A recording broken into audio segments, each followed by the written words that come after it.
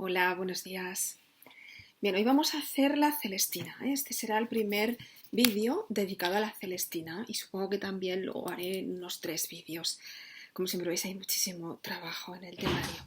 El primer aspecto que vamos a trabajar, porque sabéis que nos ceñimos a la temática de selectividad, el primer punto serán las diferencias entre la comedia y la tragicomedia.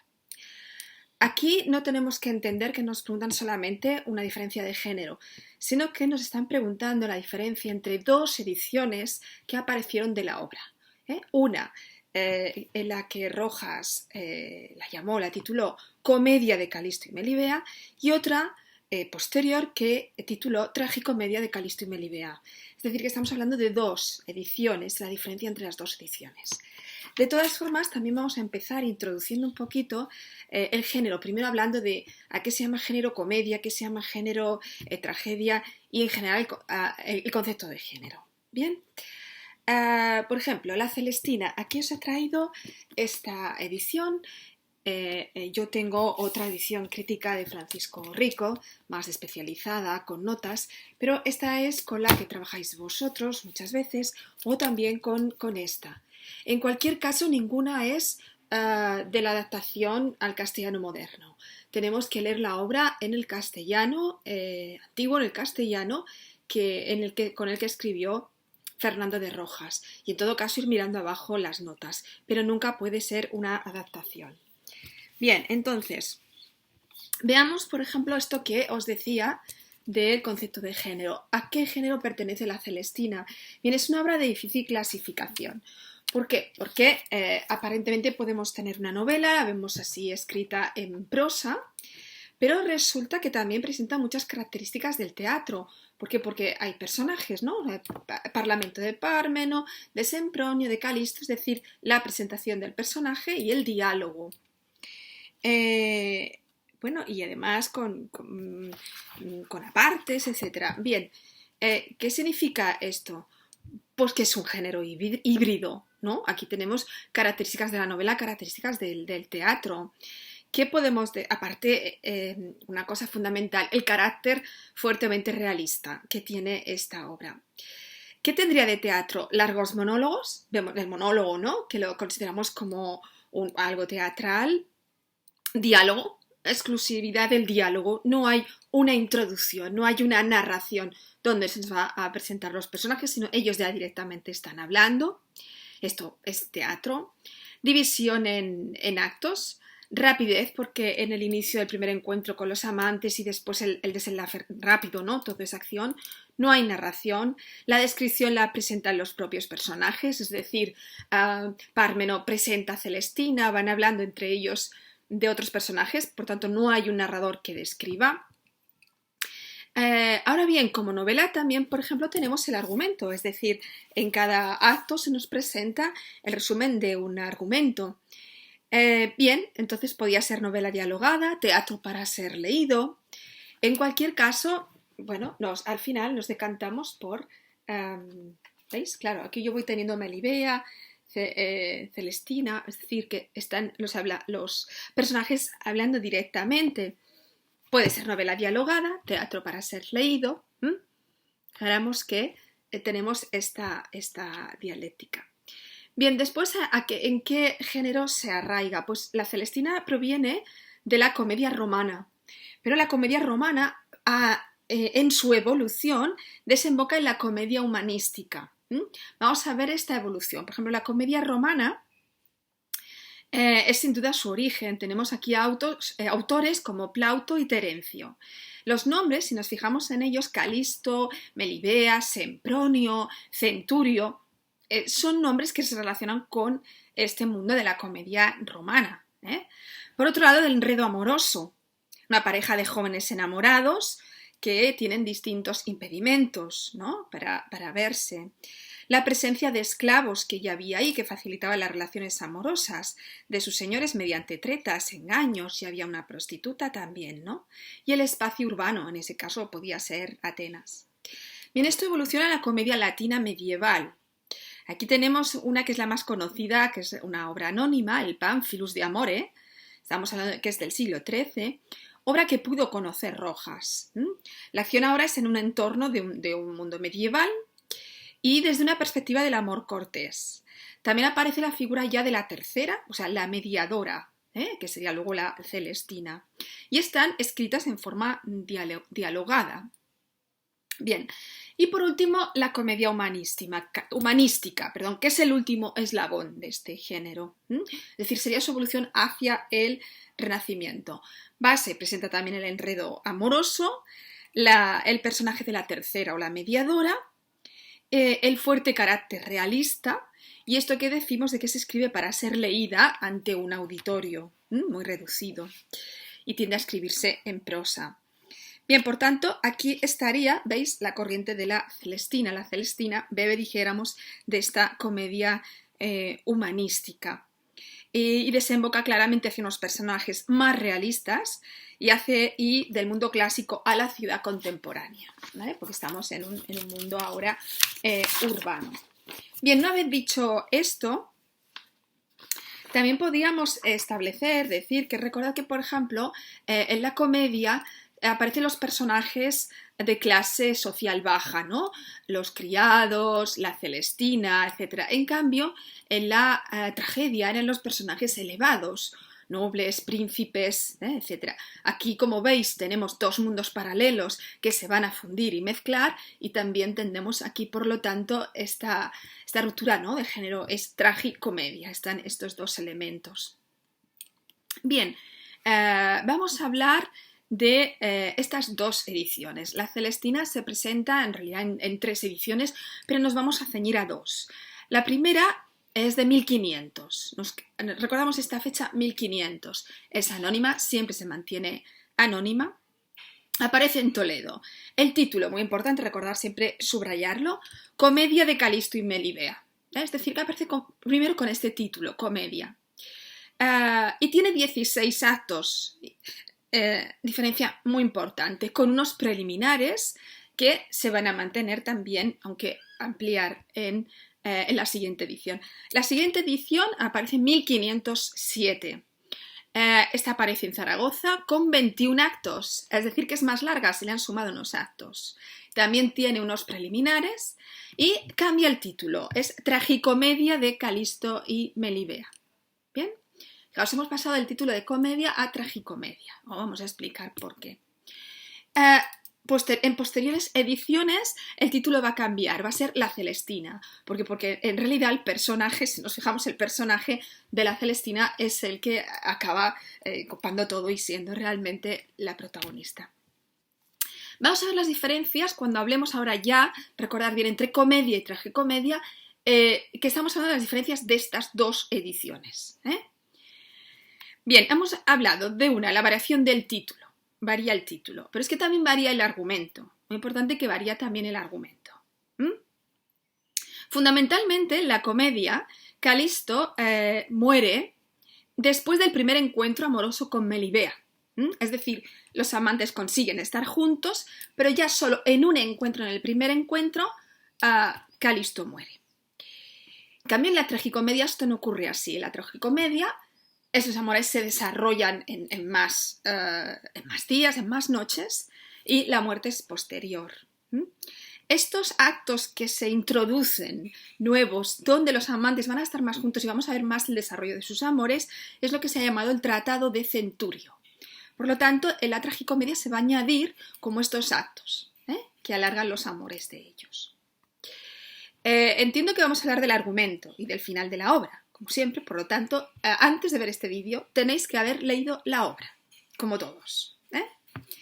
Bien, vamos a ver estos textos preliminares, que son muy importantes, también hay que leerlos, son muy importantes, los que aparecen en la comedia. Tenemos primero una carta, que es la carta del autor a un amigo suyo. Bien, en esta carta resulta que se lo dedica a este amigo cuya identidad no declara, y aquí el autor, que dice que es jurista, afirma haber acabado la obra durante 15 días en unas vacaciones que tenía, estaba en Salamanca. Y allí dice que él se había encontrado una un acto, se había encontrado el primer acto. Bueno, después ya hablaremos de esto. El caso es que está esta carta a un amigo. Bien, después tenemos 11 octavas. 11 octavas tituladas El autor, excusándose de su yerro en esta obra, que escribió contra sí, arguye y compara. Bien, aquí nos damos cuenta que estas octavas resulta que son, vamos a ver, vemos aquí, ¿veis? Estas 11 estrofas, resulta que son versos acrósticos. ¿Qué son versos acrósticos? Pues que con la primera letra de cada verso, si lo leemos así en paralelo, vamos leyendo algo, Vamos leyendo algo. Y lo que vamos leyendo, si fijamos aquí, pues tenemos la E, L, B, vamos leyendo así, está en mayúscula, el bachiller. Resulta que vamos a ir leyendo así para abajo, muy largamente, y encontraremos: el bachiller Fernando de Rojas acabó la comedia de Calisto y Melibea y fue nacido en la Puebla de Montalbán. Bien, esto no se aprecia a simple vista, lo advirtió el editor, y aquí es muy importante porque aquí se ofrece un dato de enorme interés, ¿no? Que es que el autor, porque fijaos que esta obra siempre va a aparecer como anónima, ¿no? En un inicio. ¿Por qué esta anonimia? Bueno, se ha hablado del antepasado quizá converso de Rojas, y luego por otro lado fijaos qué obra está haciendo, con una crítica a la Iglesia y con toda esta descripción de las prostitutas, etc. Es decir, que todo este enorme realismo evidentemente no podía manifestarse en la época. Volveremos un poquito a esto, porque es un punto específico de selectividad, es estos versos. También tenemos un incipit, que sería en latín el inicio, ¿no? Aquí el inicio dice: síguese la comedia de Calisto y Melibea, compuesta en reprensión de los locos enamorados que, vencidos en el desordenado apetito, a sus amigas llaman y dicen ser su Dios. Asimismo echan aviso de los engaños de las alcahuetas y malos y lisonjeros sirvientes. Aquí este inicio, primero leer, ante todo, primero le dice el autor al lector esto, es decir, la función didáctica, aunque mientras lo vamos a pasar bien y nos vamos a divertir mucho, pero primero vamos a leer que esto está escrito en aviso a los locos enamorados, a los falsos sirvientes y a estas alcahuetas que engañan. También tenemos un argumento de toda la obra, y estos 16 actos, ¿bien? Y ahí se acaba la comedia. Vamos a ver la tragicomedia. La tragicomedia introduce muchos cambios significativos. En primer lugar, el título, que ya es ahora tragicomedia. Claro, fijaos, la tragedia se caracteriza por el desenlace trágico, es decir, la muerte de los personajes. Aquí no vamos a tener la muerte de un personaje, vamos a tener la muerte de 5 personajes. Es decir, Celestina, los criados, Calisto, Melibea. Por lo tanto, fijaos, esto es una cadena de muertes, es claramente una tragicomedia. Bien, la carta se mantiene igual, pero presenta ahora una referencia a la identidad del antiguo autor, ¿no? Es decir, que él cree que este acto que ha encontrado, haremos referencia, pues puede ser de Juan de Mena, de Rodrigo Cota, es decir, se dan posibilidades de autor. Las octavas de estas acrósticas también presentan cambios y aparece además un prólogo que se incluye entre las octavas y el incipit. Este prólogo, que se titula Todas las cosas dicen ser criadas a manera de contienda o batalla, dice que el gran sabio Heráclito de este modo va diciendo cómo el tópico un poco esto de militia es vita hominis super terra, ¿no? Es decir, que todo en la vida es batalla, es guerra, como vamos a ver realmente en la obra. También explica las razones del cambio de título y por qué ha ampliado su obra. Él dice que ha ampliado su obra, que ha escrito 5 actos más en referencia a la primera edición. Estos 5 actos, que son los que van del 15 al 19, estos 5 actos que no es el final, los ha intercalado, que están ahí intercalando de modo que para que la edición quede en esos 21 actos. Estos 5 actos que se han llamado posteriormente el Tratado de Centurio, dice que los escribe Rojas porque se lo pide el público, porque el público no quiere ver morir ya en la primera noche después de un encuentro, solamente no quiere ver morir ya a los amantes. Por lo tanto, aquí lo que va a hacer es que Calisto no muera ahí, sino que muera posteriormente, ¿no? Cuando ya ha habido más esa prolongación del deleite, y como tal lo explica así el autor. Bien, entonces recordemos que el cambio más destacado es la interpolación de estos 5 nuevos actos, llamados el Tratado de Centurio. Esto realmente es un cambio muy importante, puesto que está cambiando, ¿no?, el argumento. Fijaos este final, ¿no?, que decíamos desgraciado y triste, donde concluimos que la vida no es más que un valle de lágrimas, donde Pleberio se lamenta por la muerte de su única hija. Entonces, claro, y la muerte de los 5 personajes principales. Pero claro, no es solamente una tragedia, es la mezcla, ¿no? También hemos tenido personajes de baja condición social, nunca visto hasta entonces, criados, prostitutas, el personaje de Centurio, que es el militar fanfarrón y ridículo que veíamos en la comedia romana. Entonces todo esto, claro, es género híbrido, forzosamente tenía que cambiar su título, tenía que ponerle tragicomedia. Bien, vamos a ver ahora esto que os decimos, que otro punto específico, porque hemos hablado, el primer punto sería diferencias entre la comedia y la tragicomedia. Bien, pero hay otro punto que es sentido e intención de las coplas iniciales. Bueno, me refiero son estos versos acrósticos de los que os he hablado. Esto es un punto específico, igual que será el Tratado de Centurio, porque es muy importante. Bien, aquí en estas octavas son octavas, aunque también pues, aquí dice las coplas iniciales, ¿veis? Aquí es lo que se titula el autor excusándose de su error en esta obra que escribió, argumenta y compara contra sí mismo. Es esto. Aquí tenemos una serie de datos. Hemos dicho que son acrósticos y que se ve oculto el nombre de el bachiller Fernando de Rojas. Acabó la comedia de Calisto y Melibea. Vamos a ver qué datos tenemos de este autor.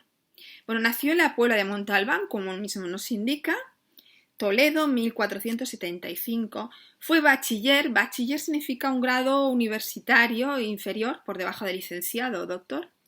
Bachiller en leyes en Salamanca y ejerció como abogado y juez, alcanzando una holgada posición económica, sobre todo en Talavera de la Reina. En los versos él dice, emplea la palabra jurista. Esto significaría estudiante de leyes o abogado. Pudiera ser hijo de judío converso, por lo que estaría vigilado por la Santa Inquisición, y de ahí tal vez la anonimia también. Bien, entonces él dice que encontró en Salamanca, mientras estaba en vacaciones, un acto. Bueno, él diría, es el acto primero, encontró ya algo escrito, el inicio de la obra, el inicio donde se encuentran Melibea y Calisto, ¿no? Que es la primera vez que se ven. Pues este acto dice que lo encontró en Salamanca y que decidió acabarlo y que lo acabó durante 15 días en unas vacaciones que tenía. Él mismo, el mismo Rojas, dice que puede ser que este primer acto fuera obra de Juan de Mena o de Rodrigo Cota. Él aventura estos autores, pero parece ser que esto es cierto, ¿no? Por lo tanto, estaríamos hablando de una doble autoría. Él encuentra esto y decide continuarlo.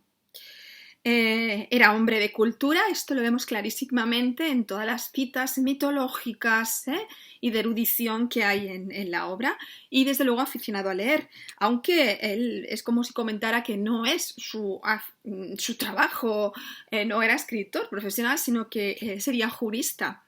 Sin embargo, fijaos qué obra escribió. El libro no se lo quedó ninguno de sus hijos, cosa que demuestra el escaso interés que había en la actividad literaria de su padre, ¿no? Y acabó en manos del escribano. Fijaos, si hubiera sabido la importancia de esta obra.